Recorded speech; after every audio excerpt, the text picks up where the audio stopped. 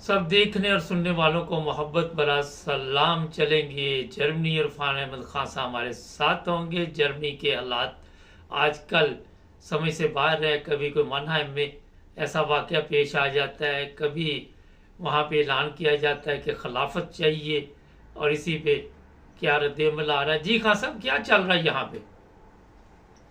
Germany में देखें जी, बात यह है कि आजकल यूरोपियन पार्लियामेंट के इलेक्शन की वजह से माहौल जो है वो सियासी माहौल जरा गर्म है। हम्म। और आपको पता है कि एक अरसे से जर्मनी के अंदर भी और यूरोप के दूसरे ममालिक में जो इंतहा पसंद जमातें जो है राइटिस्ट, वो ज्यादा पॉपुलर हो रही हैं। और इस इलेक्शन में भी यही कहा जा रहा है, जर्मनी के लिहाज से जो सर्वे आ रहे हैं, कि भाई इनको पहले से ज्यादा वोट पड़ेंगे। हम्म।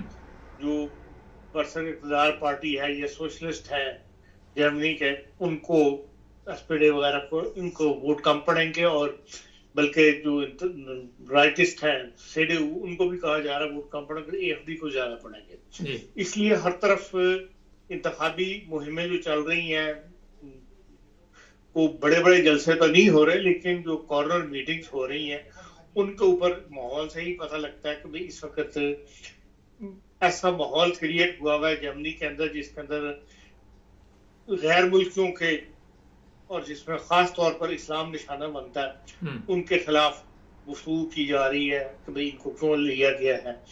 और हम जर्मनों को एस पार्लियामेंट जो है यूरोप के अंदर, यूरोपियन पार्लियामेंट भी जो है यूरोप के अंदर जो ममालिक हैं वहां पर भी यूरोपियंस को भी अवलियत दी जाएगी, या दूसरों गैर मुल्कियों को नहीं आबाद किया जाए। तो ऐसी पॉलिसियां बनानी चाहिए यूरोपियन पार्लियामेंट को, हम ऐसे लोगों को लेकर आएंगे। इस किस्म की गुफ्तगू जो है वो चल रही है। अब इंसान जब ऐसे माहौल के अंदर जब हवा के रुख के खिलाफ चलेंगे, आपको उसका नुकसान होगा। इस वक्त के हालात में जो खिलाफत की तंजीमें हैं या खिलाफत का नारा मारने वाले हैं, उनको मैं समझता हूँ कि अपने आप को इस वक्त खामोश रहना चाहिए। उसको मुकाबले में कैफियत में नहीं आना चाहिए कि तहजीबों का टकराव ना हो। इसलिए जो जर्मनी में फिजा इस वक्त खिलाफ हो रही है, वो इस वजह से हो रही है, जो वाकया हुआ है मन्नाइन में, उसके पीछे भी यही है। वो पुलिस ने उस चाकू मारने वाले बंदे को फायर करके मार दिया है, लेकिन यह है कि भाई इससे मुसलमानों को नुकसान ज्यादा होगा। तो इंतहा पसंद दोनों तरफ हैं, उनके भी इंतहा पसंद जो है वो ज़ाहिर मुकाबला करेंगे। और क्योंकि हम तादाद में थोड़े हैं, हमारा कंट्री ये नहीं है, तो इसलिए ज्यादा इफेक्ट जो है वो हमारे पर पड़ेगा। लेकिन दूसरी तरफ आप देख लें कि यही मुसलमान ममालिक जो है, अब जर्मनी के अंदर 2023 के अंदर 2 लाख से ऊपर लोगों ने नेशनैलिटी ली है, जर्मन नेशनैलिटी इख्तियार की है। और इस 2 लाख 100 के अंदर एक गोल 157 ममालिक के लोग हैं, लेकिन जो 5 बड़े ममालिक हैं जिन्होंने 56%, 2 लाख 100 में 56% लेने वाले जो 5 मुल्क हैं, उनमें 4 मुल्क हैं मुसलमान हैं। तो इस लिहाज से मुसलमानों की अक्सरियत जो है, जो लोग नेशनैलिटी इख्तियार कर रहे हैं, वो जर्मन कल्चर को कबूल कर रहे हैं। ये कह रहे हैं कि हम कल्चर के साथ जो बेसिक लॉ है जर्मनी का, उसको हम उसका एहतराम करेंगे और तब आपको नेशनैलिटी मिलती है। ये आपको लिख के देना पड़े, वहां पे साइन करने पड़ते हैं। तो फिर इन हालात के अंदर जब आप मुखालिफत करेंगे, या उनकी वो जो छोटा ग्रुप है, जो चंद लोग हैं मुसलमानों के अंदर ऐसे जो खिलाफत का निज़ाम जहाँ कायम करना चाहते हैं, वो उनको फिर नुकसान उठाना पड़ेगा। इसीलिए अब जो 5 जून को कॉन्फ्रेंस हो रही है, जस्टिस कॉन्फ्रेंस, उनके अंदर जो बायरन का मिनिस्टर, प्रेसिडेंट जस्टिस मिनिस्टर, उसने कहा है कि हम इस बात के लिए कानून साजी की तरफ हम अब जाएंगे और ऐसा कानून लेकर आएंगे जो हम कानून वहां फाइनलाइज करेंगे, जिसमें ये खिलाफत का लफ्ज लेना जो है ये काबिले जुर्म, मतलब जुर्म ठहराया जाएगा। और इसके लिए इन्होंने पहले तो सुप्रीम कोर्ट में गए थे, जो आईनी अदालत है, उन्होंने कह दिया कि आपको पता है यहाँ जो बेसिक लॉ है या बेसिक हकूक इंसानी है, उसकी खिलाफ वर्जी कोई बर्दाश्त नहीं करते। उसमें उन्होंने कह दिया कि अगर वो नाम लेते हैं और इस नाम के लिए गैदरिंग करते हैं तो उसमें कोई हर्ज नहीं है।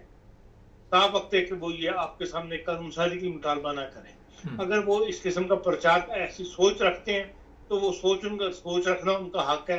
हाँ, उस सोच का इजहार इस तरह नहीं होना चाहिए जिससे जर्मन का जो बेसिक कानून है, उसके राइट्स है, उसके ऊपर जो इफेक्ट पड़े। तो हुकूमतों की बात नहीं बनी, सियासतदानों की। तो अब उसका शेर हो गए जो हमारे इंतहा पसंद थे, और उन्होंने ज्यादा खुल कर मुजाहरा शुरू कर दिया हुआ है।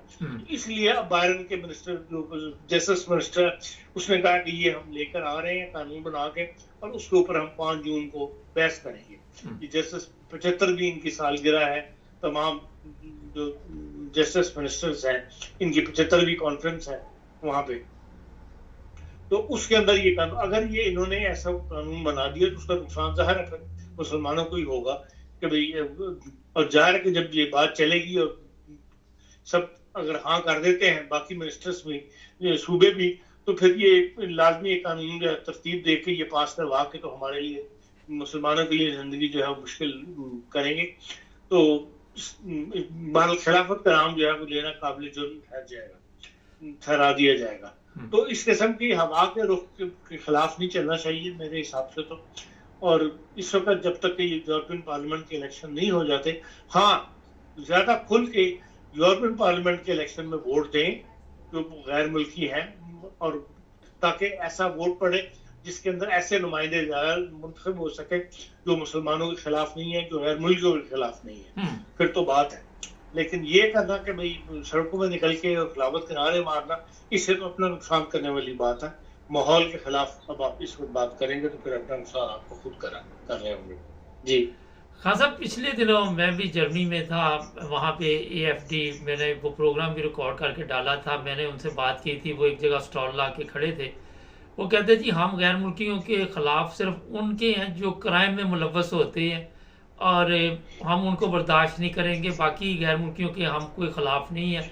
जो जराइम पेश अफराद है उनके लिए इस मुल्क में कोई जगह नहीं है। देखिए, बात यह है कि सारा गैर मुल्की जराइम पेशा नहीं है ना, एक परसेंटेज ही है जी।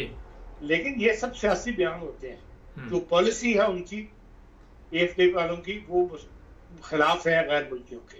वो गैर मुल्कियों को, और असालम का जो कानून है वो बेसिकली उसके खिलाफ है। बातें शुरू हो गई हैं कि भाई ये कानून ही खत्म होना चाहिए, क्योंकि जबकि जनरल कन्वेंशन पे साइन किए हुए हैं, तो अब वो ऐसी मूवमेंट चलाना चाहते हैं यूरोप पार्लियामेंट में आके कि यूरोप का अपना कोई असालम का कानून जो हो वो निकले। जो हम पढ़ते हैं अखबारों में या देखते हैं जो मुहिम चल रही है उसमें जिस किस्म के बयान दिए जा रहे हैं, तो ये बात कहना कि हम सिर्फ क्राइम्स लोगों के खिलाफ है, वो कौन सा मुल्क है जहाँ पे लोग क्राइम्स के खिलाफ नहीं है?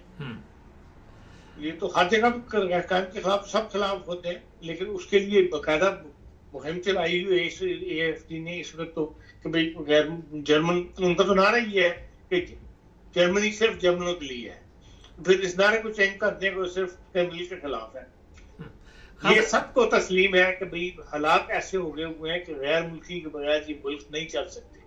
इनकी इंडस्ट्री इतनी बढ़ चुकी है, इतनी इनको गैर मुल्कियों की जरूरत है, तो उसके बगैर उनका गुजारा नहीं है। इसलिए ये ऐसा बयान भी दे देते हैं, लेकिन पॉलिसी ऐसी सख्त रखना चाहते हैं जिसके अंदर गैर मुल्की जो है वो इसकी आजाद शहरी के तौर पर ना रहे, बल्कि इनका महकूम बन के रहे। ये जो माहौल क्रिएट हो रहा है ना AFD की तरफ से, ये खतरनाक है।